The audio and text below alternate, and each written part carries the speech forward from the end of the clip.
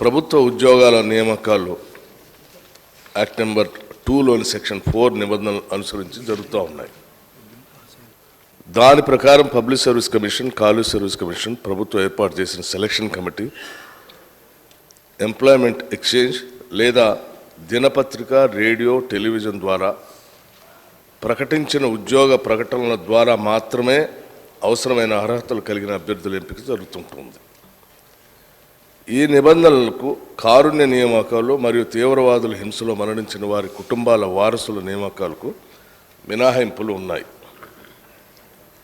మన రాష్ట్రానికి చెందిన బాక్సర్ అయిన కుమారి నిఖత్ జరీన్ అంతర్జాతీయ బాక్సింగ్ అసోసియేషన్ IBA మహిళల ప్రపంచ బాక్సింగ్ ఛాంపియన్షిప్ ఇస్తాంబుల్ 2022 మరియు కొత్త ఢిల్లీ 2023లో 2 సార్లు ప్రపంచ ఛాంపియన్ స్వర్ణ పతకంలో సాధించింది.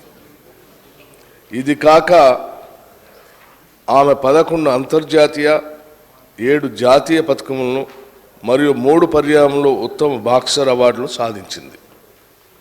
అంతేకాకుండా 2019 సీజన్ మరియు 2022 సీజన్లో సోఫియా, బల్గేరియాలో 70 మరియు 73 స్ట్రాంజా అంతర్జాతీయ ప్రతిష్టాత్మక బాక్సింగ్ క్రీడా ప్రదర్శనలో భారత్కు 2 స్వర్ణ పతకములు సాధించి పెట్టింది.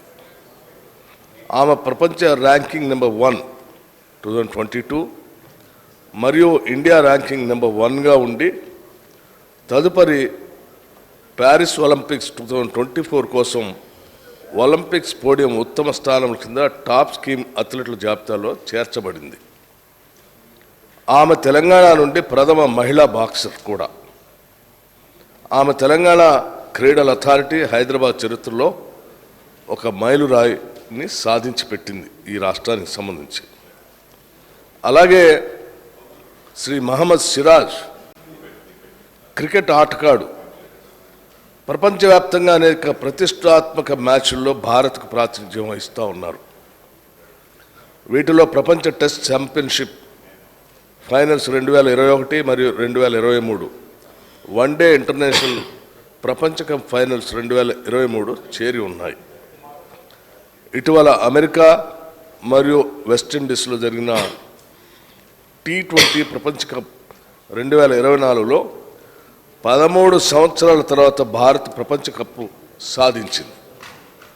అతడు T20 ప్రపంచ కప్ స్క్వాడ్ సాధించట్లో తెలంగాణ నుండి పాల్గొన్న ఏకైక క్రికెట్ ఆటగాడు. అతను క్రీడల్లో మేటి ఆటగాడు. మన రాష్ట్రానికి అంతేకాకుండా దేశానికి కూడా ఘనమైన కీర్తి ప్రతిష్టలు తీసుకొచ్చారు. అందువల్ల వారి యొక్క ఉత్తమమైన ప్రదర్శనను ప్రోత్సహిస్తూ రాష్ట్రంలో గ్రూప్ 1 సర్వీసుల కింద DSP పదవిలో సదరు క్రీడాకారులకు ఉద్యోగం కల్పించటకే తేదీ 1/8/2024 జరిగిన మంత్రిమండలి సమావేశంలో రిజల్యూషన్ నెంబర్ 93/2024 ద్వారా తీర్మానించడం జరిగింది.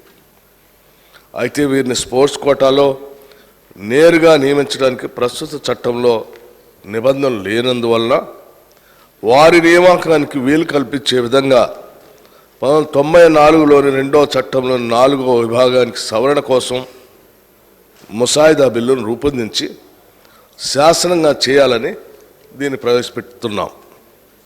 కావున సభ్యులందరినీ బిల్లుని ఆమోదించవలసిందిగా మీ అందరినీ కోరుతా ఉన్నాను. ఎందుకంటే వీరిద్దరు కూడా గొప్పగా తెలంగాణ రాష్ట్రానికి కీర్తి ప్రతిష్టలు తీసుకొచ్చినటువంటి మేటి క్రీడాకారులు కాబట్టి వారి కోసం రాష్ట్ర ప్రభుత్వం తరఫున క్రీడలను ప్రోత్సహించడానికి, ఈ రాష్ట్రానికి కీర్తి ప్రతిష్టలు తీసుకొచ్చేటువంటి వాళ్ళని ప్రోత్సహించడానికి ఈ రకమైన నిర్ణయం చేయాల్సి వచ్చింది. కాబట్టి సభలో దీన్ని ప్రవేశపెట్టి మీ ద్వారా అందరి ద్వారా ఆమోదం పొందాలన్నటువంటి ఆలోచనతో దీన్ని ప్రవేశపెట్టాం. సభ్యులు కూడా అందరూ వీళ్ళని ప్రోత్సహించడానికి మనస్ఫూర్తిగా దీవించి బిల్లుని త్వరగా అందరూ ఆమోదిస్తారని నేను ఆశిస్తూ ఉన్నాను.